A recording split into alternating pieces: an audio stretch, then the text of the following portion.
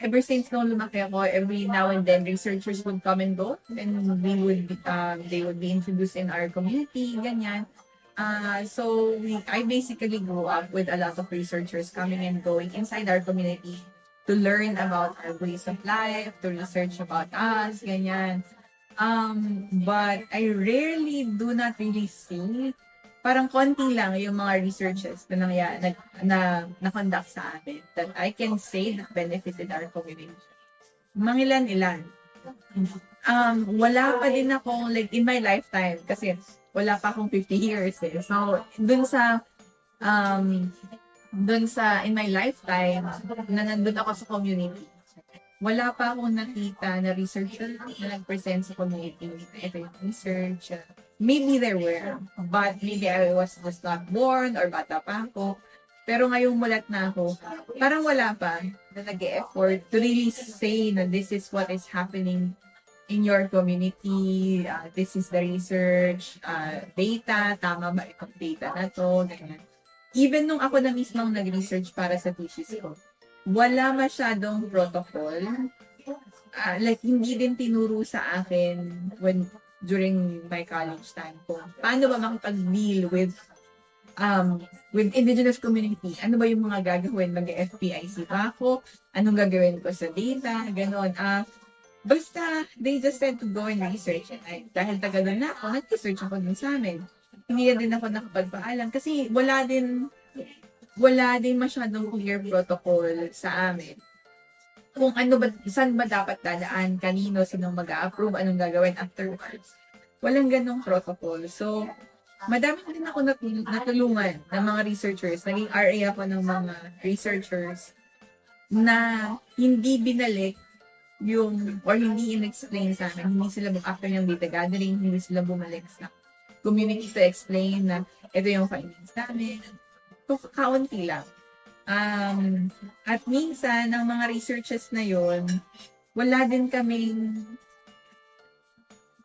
database of all the researchers na bumabalik sa amin. Kasi I know that there are institutions na talagang nagbabalik ng mga manuscript nila, and they give it to us. Pero dahil nga wala kaming, like, we don't know what to do with those research. Parang, okay, thank you. Pero, ano gagawin namin? Walang gano'n. So, wala kaming library for all the research na nangyari sa amin.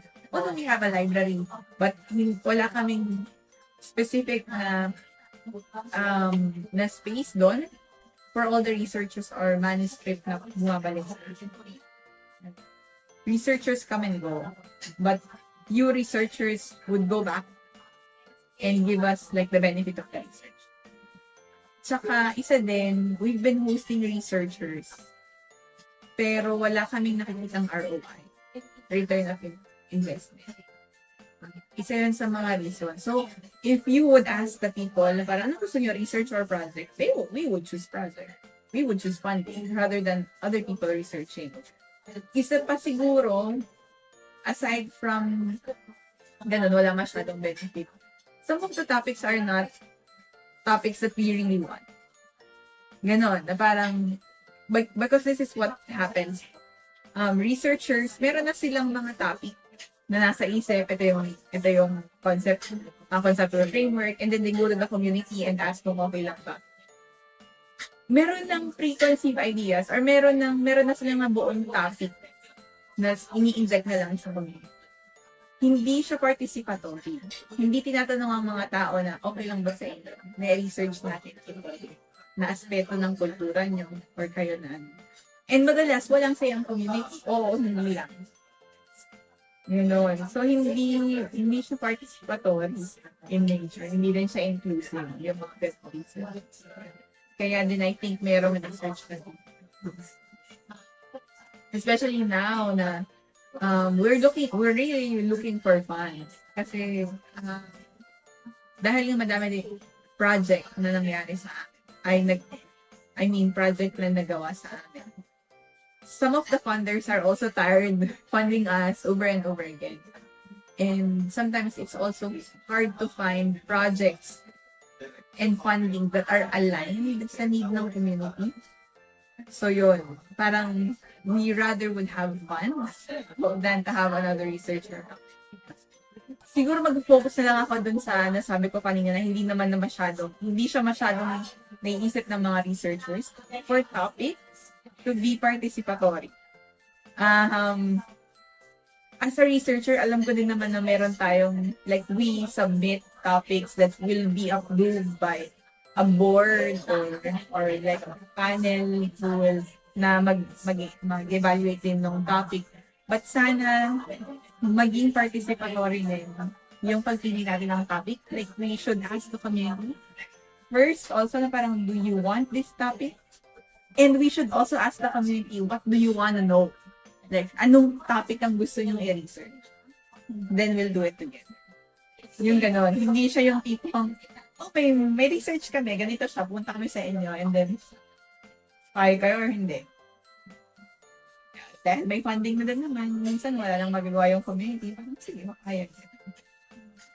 But I haven't seen any research yet na parang nagtanong talaga sa community na anong research ba ang kailangan na pwede natin gawin.